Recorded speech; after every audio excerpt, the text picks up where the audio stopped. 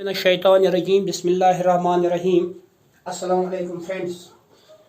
Sorry, कल मैं lesson नहीं दे सका, थोड़ी सी मजबूरी थी, सेहत ठीक नहीं थी, इसलिए उसके लिए माफ़ी चाहता हूँ। लेकिन आज एक बार फिर आप लोगों का खैर मकदम है। क्वेश्चन है, यहाँ पर एक स्क्वायर शेप्ड फील्ड है और इस स्क्वायर शेप्ड फील्ड पर के एक कोने पर एक हॉर्स बंधा हुआ है, घोड़ा। इस घोड़े की रस्सी जो है वो 5 सेंटीमीटर लंबी है। 5 मीटर इसकी रस्सी लंबी है। हमसे ये पूछता है, दो बातें पूछता है कि आप बताओ कि पार्क के कितने एरिया पर या फील्ड के कितने एरिया पर ये घोड़ा जो है घास खा सकता है। सबसे पहले एक बात मैं आपको बता दूं, अगर हम किसी जगह, ये हमारी डेली लाइफ में भी एक हम समझ सकते हैं कि अगर हम किसी जगह एक घोड़े को बांध के रखेंगे जमीन में फंसी हुई किसी मेघ के साथ, तो क्या होगा, जब वो इसके इर्द गिर्द घूमकर घास खाता है तो एक पूरे चक्कर में, पूरे रेवोल्यूशन में एक सर्कल बनाता है। इसी तरह यहां पर है, लेकिन ये पार्क के कोने पर अगर बंधा हुआ है तो जब ये मूवमेंट करेगा ये एक सेक्टर बनाएगा एक सर्कल का, जिस सर्कल का सेंटर यहां पर होगा जहां पर ये घोड़ा बंधा हुआ है, और जिस सर्कल का रेडियस जो है वो 5 मीटर होगा।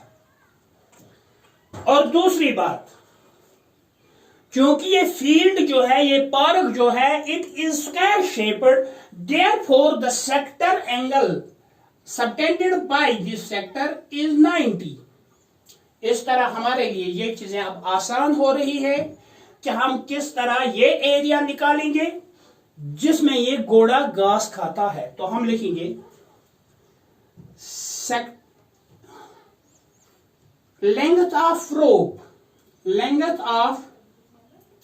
रोप is equal to 5 centimetre. Therefore area of sector so forward, यानी अगर इस तरह सर्कल का एक सेक्टर बनता है, सर्कुलर फील्ड का एक सेक्टर बनता है, तो उसका एरिया क्या, रेडियस क्या होगा, sorry, radius of sector so forward is also 5 metres. जहां तक सेक्टर एंगल का ताल्लुक है वो मैंने अभी आपको बताया, सेक्टर एंगल जो है वो है 90। Therefore area of field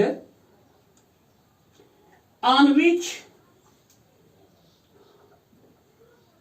horse can graze, घोड़ा जहां पर घास, कितने एरिया में घास खा सकता है, तो ये सीधा इस सेक्टर का एरिया आएगा pi by 360 into theta by 360 into pi r square.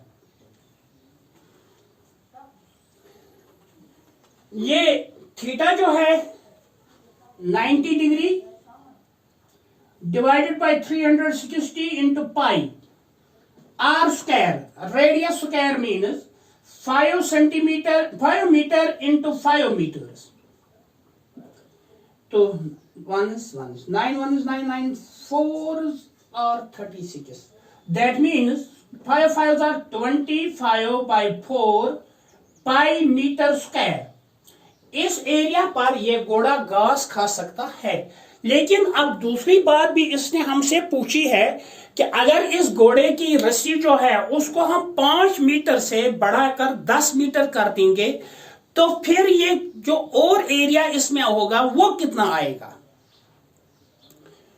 तो यहां पर आप लोग देखें, इसी तरह हमें फिर एरिया निकालना है।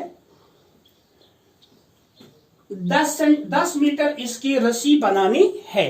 पहले तो हमने 5 मीटर जब रस्सी थी उस वक्त हमने इस सेक्टर का एरिया निकाला था। अब देखेंगे जब इसकी रस्सी 10 मीटर, when the rope is 10 meters long, when the rope is 10 meters long, therefore radius उस वक्त आएगा 10 मीटर। सेक्टर एंगल तो वही है, sector angle is 90 degree. Therefore area on which the horse can graze is pi by 360 theta by pi 360 into pi r square। यहां पर देखें आप लोग, थीटा फिर वही 90 divided by 360 into pi r square, 10 meters into 10 meters।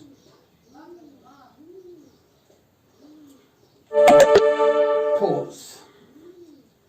This will be equal to 10 tens or 100, 100 by 4 pi meter square। इतना अब area आएगा। अब देखते हैं कि ज्यादा एरिया कितना बन गया, इसकी रस्सी की लंबाई बढ़ाने से कितना हमें फर्क आ गया, यानी कितना बढ़ गया ये एरिया जिस पर घास ये चर सकता है। तो इसके लिए हम क्या करेंगे, इन दोनों का difference, therefore area increased, area increased, ये आएगा 100 by 4 pi metre square minus 25 by 4 pi metre square. तो सीधा इसका डिनोमिनेटर जो है दोनों का सेम है, 4 तो सीधा 100 pi metre square minus 25 pi metre square is equal to 75 by 4 pi metre square. यहां पर मैंने पाई को 2 बार वहां पर हर जगह इसका न्यूमेरिकल वैल्यू इसलिए इस्तेमाल नहीं किया ताकि हम ज्यादा कैलकुलेशन से बच सके। तो अब इसने बोला है कि पाई का वैल्यू जो है वो 3.14 आप लोग ले लीजिएगा। अगर यहां तक भी रखोगे तो ये भी काफी है। Anyway, thank you for watching, शुक्रिया।